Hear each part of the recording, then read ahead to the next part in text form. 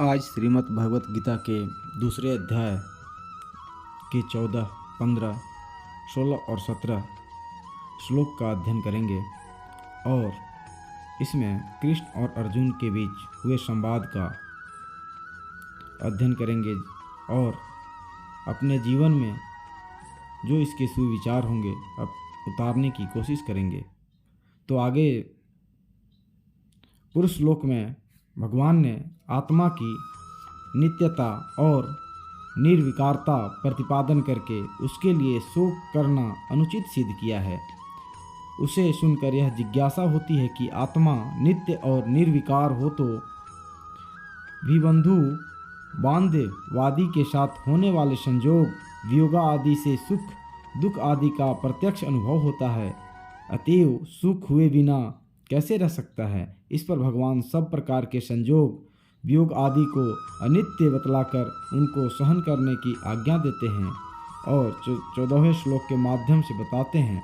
मात्रा स्पर्शा तु कौन्ते शीतोष्ण सुख दुह खदा आग मापायिने अनित्या तान तितिक्षस्व भारत। हे कुंती पुत्र, सर्दी गर्मी और सुख दुख को देने वाले इंद्रिय और विषयों को संयोग तो उत्पत्ति विनाशशील और अनित्य हैं, इसलिए हे भारत उनको तू सहन कर। इसमें मात्रा स्पर्शा पद यहाँ किनका वाचक है? जिनके द्वारा किसी वस्तु का माप किया जाए, उसके स्वरूप का ज्ञान प्राप्त किया जाए, उसे मात्रा कहते हैं। अतः मात्रा से यहाँ अंतःकरण सहित सभी इंद्रियों का लक्ष्य है और स्पर्श कहते हैं संबंध या संयोग को। अंतःकरण सहित इंद्रियों का शब्द स्पर्श रूप रस गंध आदि उनके विषयों के साथ जो संबंध है उसी को यहाँ मात्रा स्पर्शा पद से व्यक्त किया गया है। आगे जानते हैं उन सबको शीतोष्ण सुख दुख दाह कहने का क्या अभिप्राय है।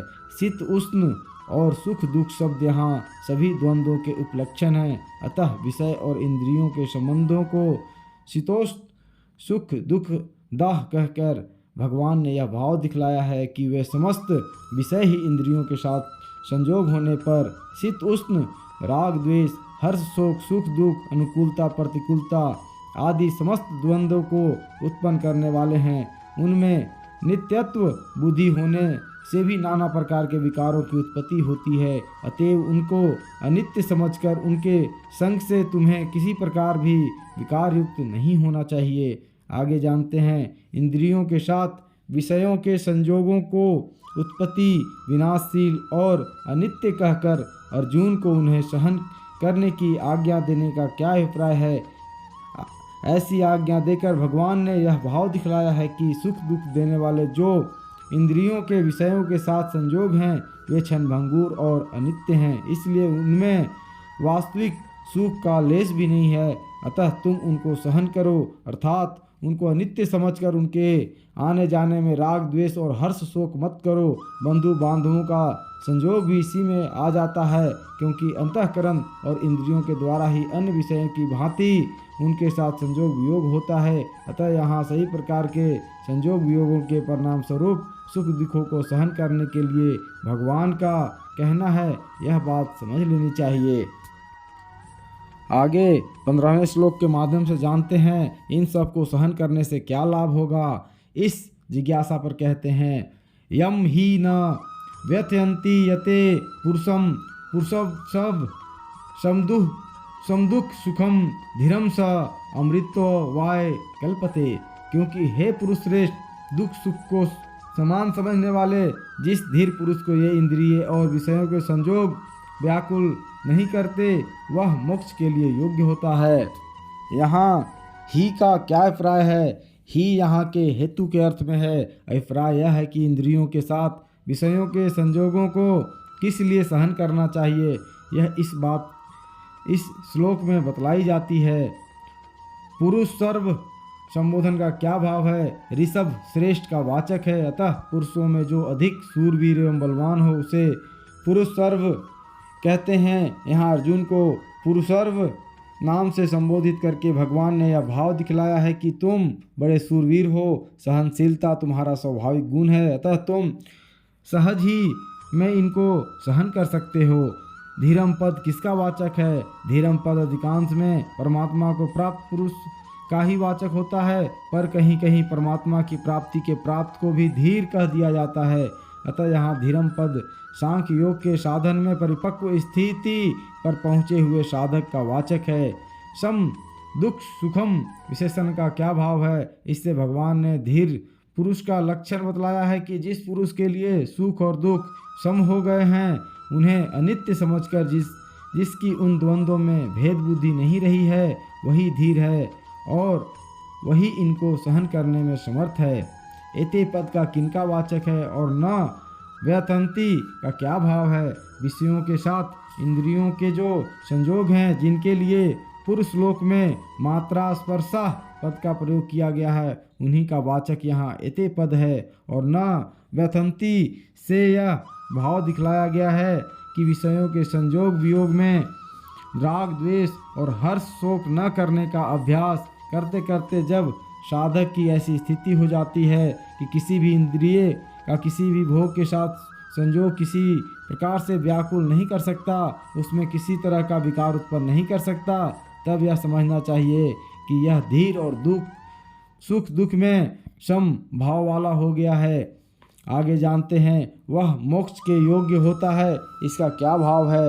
इससे भगवान ने यह दिखलाया है कि उपर्युक्त सम भाव वाला पुरुष मोक्ष का परमात्मा की प्राप्ति का पात्र बन जाता है और उसे शीघ्र ही अपरोक्ष भाव से परमात्मा की प्राप्ति हो जाती है।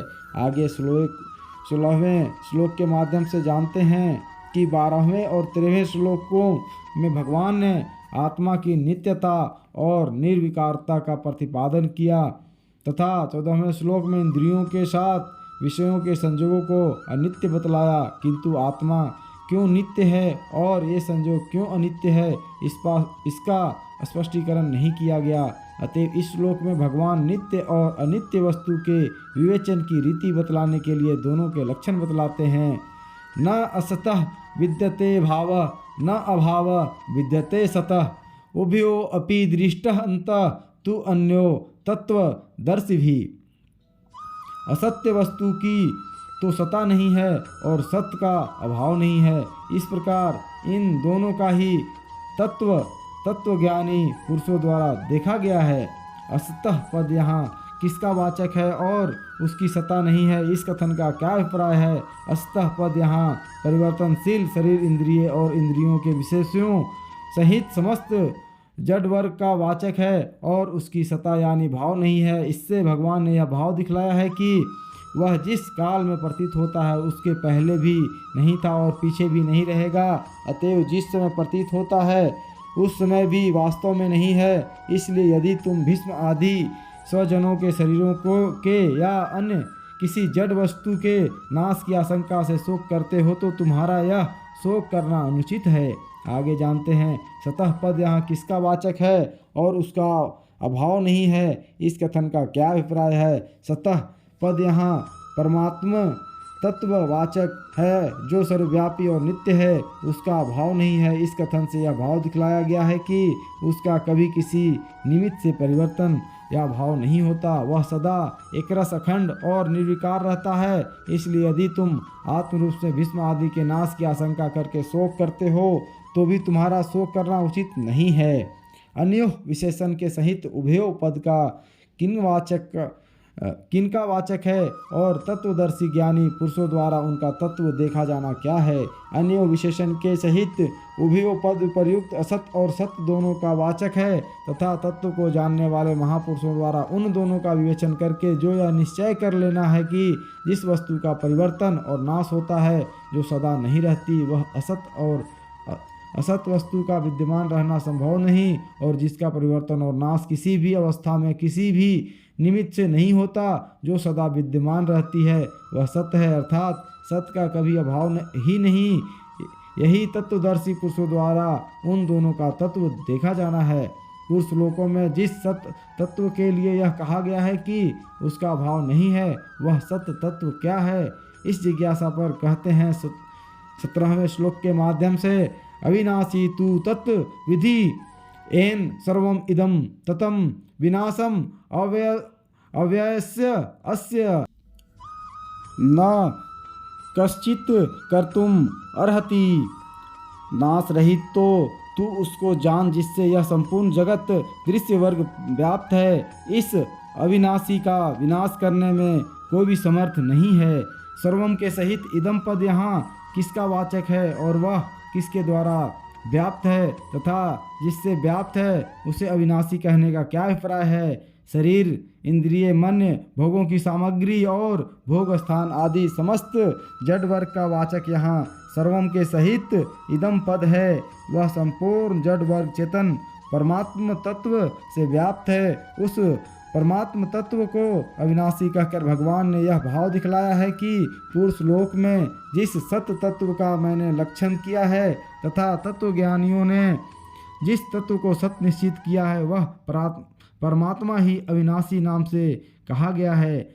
इस अविनाशी का विनाश करने में कोई भी समर्थ नहीं है। इस कथन का क्या भाव है? इससे भगवान ने यह दिखलाया है कि आकाश से बादल के सदृश इस परमात्मा तत्व के द्वारा अन्य सब जड़ वर्ग व्याप्त होने के कारण उनमें से कोई भी यह परमात्म तत्व का नाश नहीं कर सकता।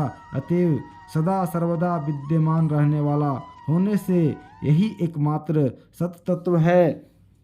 इस प्रकार दूसरे अध्याय के 17वें श्लोक समाप्त हुआ। आज के लिए बस इतना ही। फिर अगले एपिसोड में फिर से श्रीमद् भगवत गीता के अध्याय के श्लोकों का अध्ययन करेंगे और अपने जीवन में उतारने की कोशिश करेंगे। तब तक के लिए धन्यवाद।